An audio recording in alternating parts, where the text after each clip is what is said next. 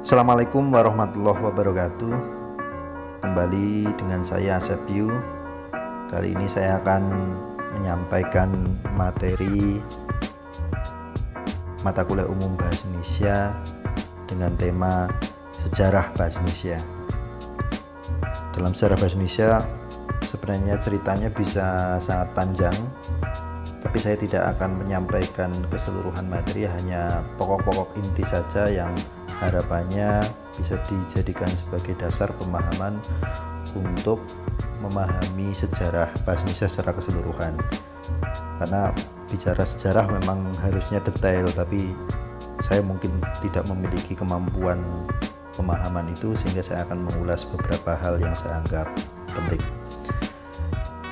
Inti dari pembahasan kali ini nanti endingnya ada dua hal sebenarnya, yaitu lahirnya bahasa Indonesia sebagai bahasa persatuan, yaitu tanggal 28 Oktober tahun 1928 bertepatan dengan Sumpah Pemuda, dan lahirnya bahasa Indonesia sebagai bahasa resmi, yaitu adanya pengesahan Undang-Undang Dasar tahun 1945 yang dilaksanakan pada tanggal 18 Agustus tahun 1945. Tapi sebelum ending itu, kita coba gali beberapa hal, konsep yang mungkin bisa kita dalami lebih baik. Di tahun 1928 kita menemui atau kemudian ada peristiwa, yaitu Sumpah Pemuda, yang di dalamnya terdapat 3 sumpah yang saya yakin betul hampir semuanya hafal terkait dengan 3 sumpah itu. Yang pertama adalah kami putra dan putri Indonesia mengaku bertumpah darah satu tanah air Indonesia. Yang kedua, kami putra dan putri Indonesia mengaku berbangsa satu bangsa Indonesia.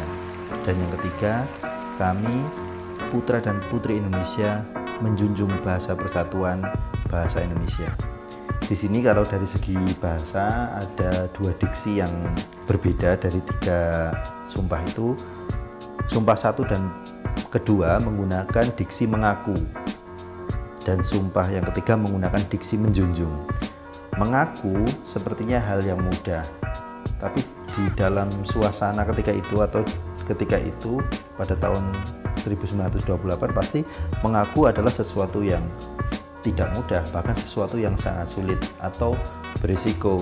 Karena ketika kita mengaku berbangsa Indonesia, mengaku bertanah air Indonesia, atau mengaku bertumpah darah Indonesia, maka siap-siap untuk mati, siap-siap untuk dikejar, siap-siap untuk dicari siapa orangnya, dan itu sesuatu yang berat. Kemudian yang diksi yang kedua adalah menjunjung. Saya awalnya juga berpikir kenapa dibedakan.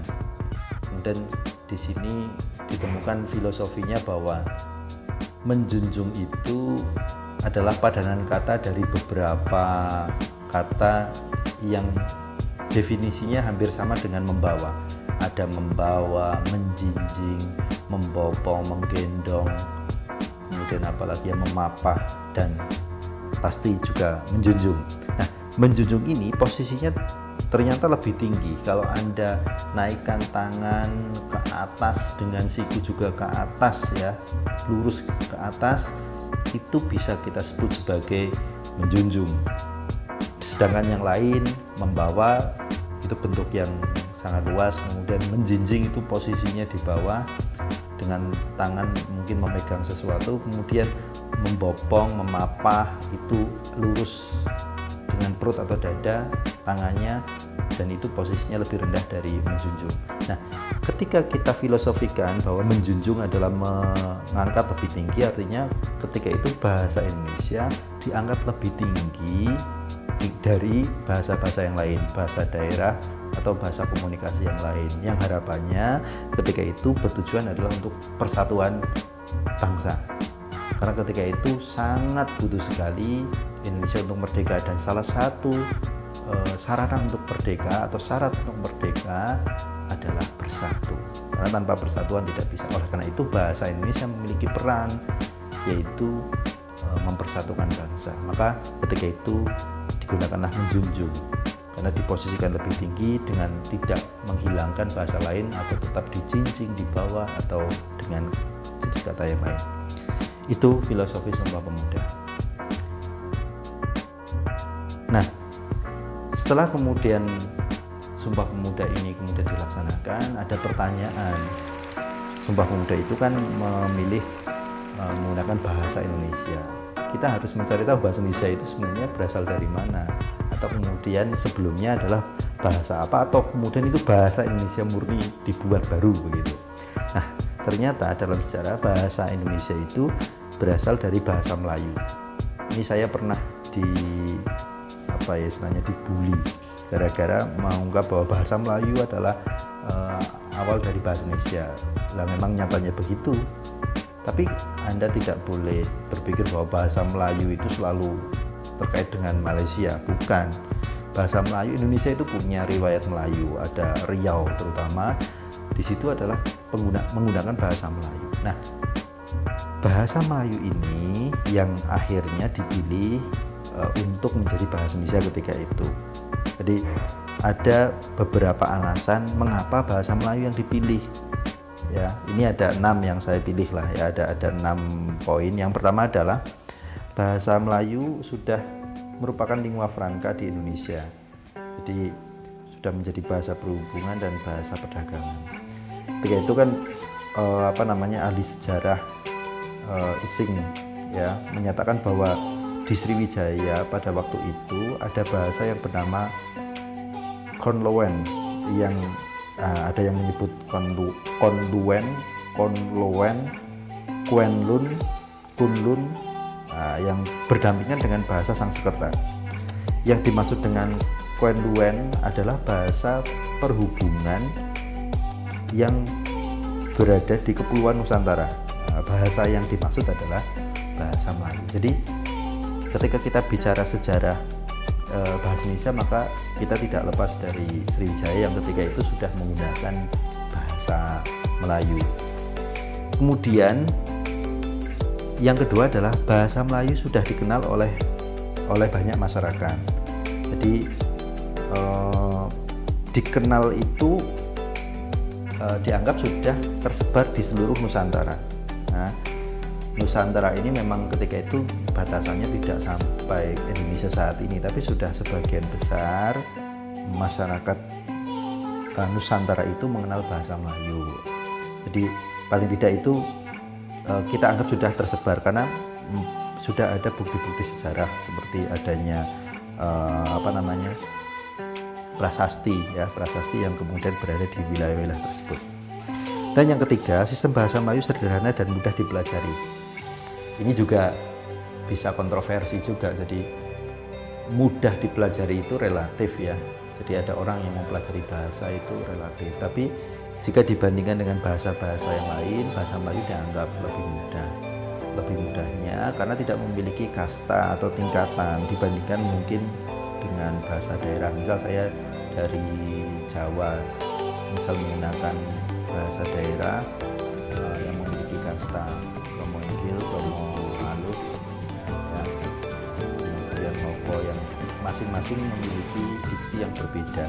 Sering mungkin saja anak muda sekarang menggunakan bahasa Jawa tidak terlalu tepat. Mereka mungkin mengungkapkan mandi saja bisa kebalik, mandi yang digunakan untuk dirinya dan orang tua. Adus ya, adus untuk saya sendiri misal, kemudian siram untuk orang tua, atau makan ya, makan itu dahar untuk orang lain atau orang yang lebih tua, kemudian saya menyebut saya itu mangan, badok, otol itu untuk ayam ya, dan sebagainya itu. Nah itu mungkin menjadi salah satu alasannya, tapi bisa didiskusikan kalau saya melakukan kesalahan. Kemudian bahasa Melayu memiliki sifat terbuka untuk menerima pengaruh bahasa lain. Jadi adanya serapan-serapan, jadi harapannya itu sebenarnya bahasa Melayu mampu menyerap dari bahasa-bahasa yang lain. Kita tahu di sekitar kita bahasa yang digunakan saat ini mungkin adalah bahasa serapan dari bahasa-bahasa asing. Kalau mungkin Anda cari tahu kursi, jangan-jangan kursi itu berasal dari bahasa Arab, kursiun, dan mungkin kata yang lain juga merupakan kata-kata serapan, dan itu menjadi sarana untuk bisa menguatkan dengan bahasa-bahasa yang lain. Memiliki kesanggupan dipakai sebagai bahasa kebudayaan. Dan yang terakhir, penutur asli bahasa Melayu bukan penduduk dominan, dan suku lain sukarela menerima bahasa Melayu. Ini cerita sejarah, nanti mungkin bisa dikaji lebih dalam. Nah, perkembangan ejaan. Ejaan itu berproses dari waktu ke waktu ya. Di sini saya gambarkan 3 tabel ya. Ejaan Van Opunsen, ejaan Suwandi, ejaan yang disempurnakan, dan sekarang ejaan yang digunakan adalah ejaan bahasa Indonesia yang tidak jauh beda dengan ejaan yang disempurnakan. Nah, sepanjang setelah proses Sumpah Pemuda itu atau Kongres Pemuda tanggal 28 Oktober, kemudian muncul beberapa hal kejadian. Misal di sini ada terbitnya majalah Pujangga Baru, kemudian mulainya adanya Kongres Bahasa, yang ketika itu Kongres Bahasa Indonesia pertama di Solo. Kemudian Jepang ketika itu melarang pemakaian bahasa Belanda, dan otomatis itu mendukung berkembangnya bahasa Indonesia. Kemudian tahun 1972 Balai Bahasa menjadi pusat pembinaan dan pengembangan bahasa atau pusat bahasa, dan muncul 28 Oktober sampai 1 November 1954 itu ada Kongres Bahasa kedua di Medan.